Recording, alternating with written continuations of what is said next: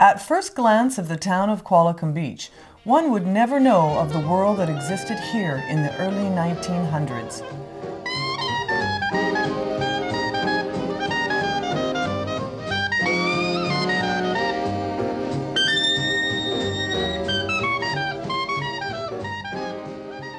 All aboard! The beauty of Qualicum's beach was not lost to those extending the CP rail northward and prompted the formation of a development company in 1910. Construction of a grand hotel and the clearing of a dense forest from the slopes above the beach would have greeted Captain Noel Money when he first stepped off the train in 1913. After a career in the British military that spanned the globe from South Africa to India, Noel Money's lifelong love of fishing and hunting took him on a trip to the distant shores of Vancouver Island. At the time, only a handful of early pioneers lived in the area. Struck by the wild beauty and temperate climate, he commissioned a house to be built, and within a year returned with his wife and 2 children to manage the new hotel and golf links.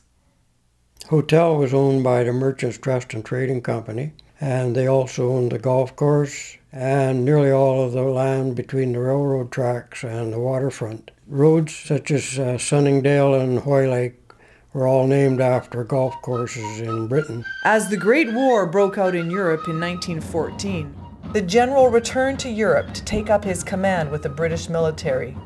The hotel was then converted into a convalescent hospital for wounded officers. Prince Edward's visit to the convalescing veterans in 1919 was a major event for the small community.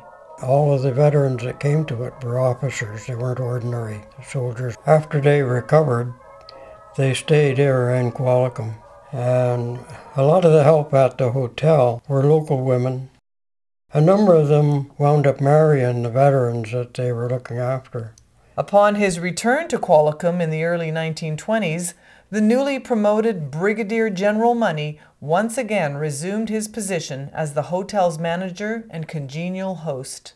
In our early stages here, it was in the days when they burned wood to heat the whole institution, and they had built the water system because it was their main source of taking care of the golf course and the hotel. My father was an electrician, and he used to sometimes look after the power plant for them. A lot of the people that stayed at the hotel in the early days, they were friends of General Money. They were nearly all middle class and upper class. There wasn't any working class stayed at the hotel. And most of the people that came in the summertime then went horseback riding, golfed, because that was one of the major attractions. Originally on the golf course they didn't have mowers for cutting the grass on the fairways, so they had a bunch of sheep and they grazed the grass. The hotel was known just like the Empress. It was just as popular.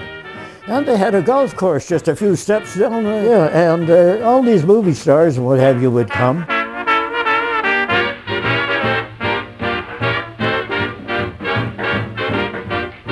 And the King of Siam came. Well, the second green was just over the Memorial Road.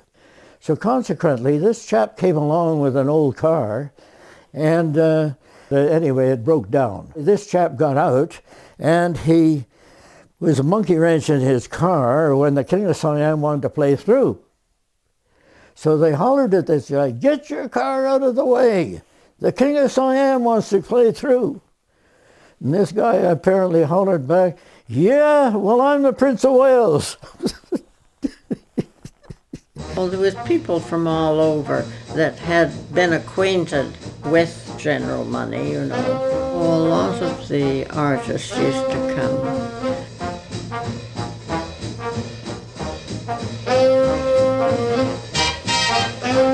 And they stayed there. And they used to have dances on the beach. Everybody was all dressed up very nicely. I don't know, people seem to like it in Qualicum, you know.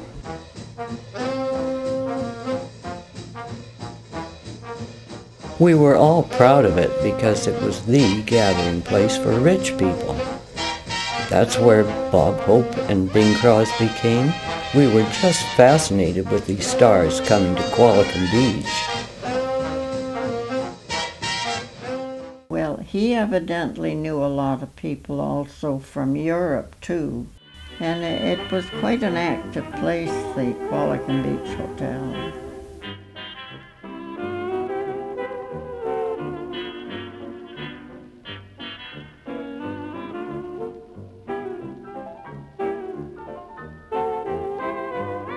General Money used to send them all up for haircuts, and they thought it was really something to have a lady cut their hair because they were used to barbers. There was a road, an entrance there that you drove up, and it was very nicely done. The hotel had a couple of wings on it, very well done. Down below they had tennis courts.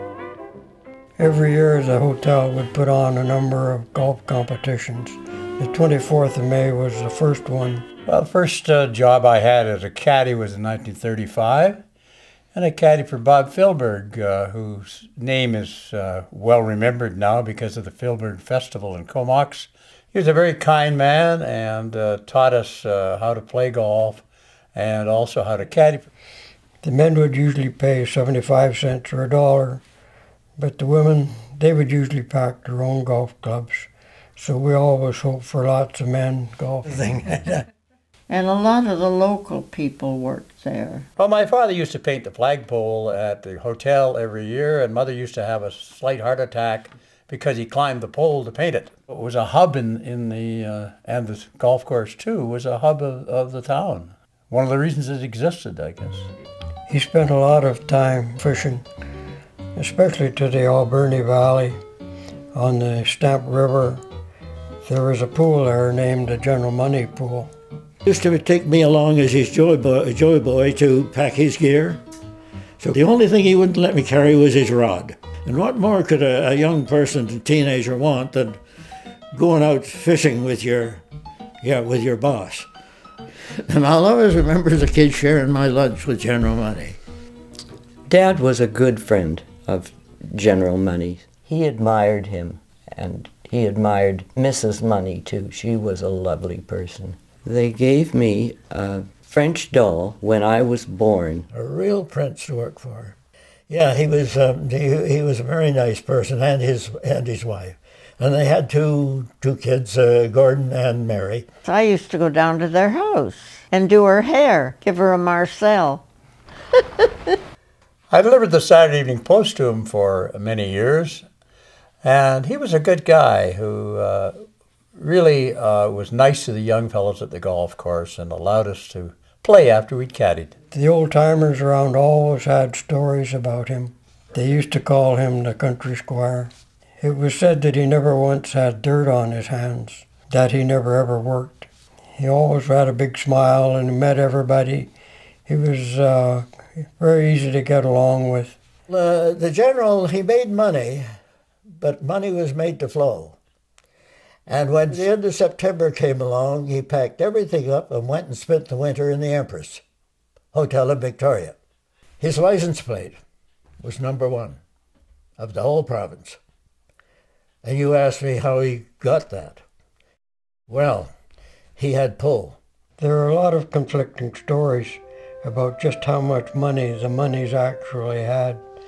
Some say that the money belonged to Mrs. Money and that Mr. Money actually didn't have anything. When Mr. Money died, it was said they didn't have enough money to pay for the funeral, and so Alec Fraser, the owner of the local construction company, he picked up the bills for the funeral. After Noel Money's death in 1941, the hotel continued to operate as a popular golf resort and an important cornerstone of the community. The hotel was featured in travel films that were shown around the world, attracting many visitors to spend their holidays in beautiful Qualicum Beach.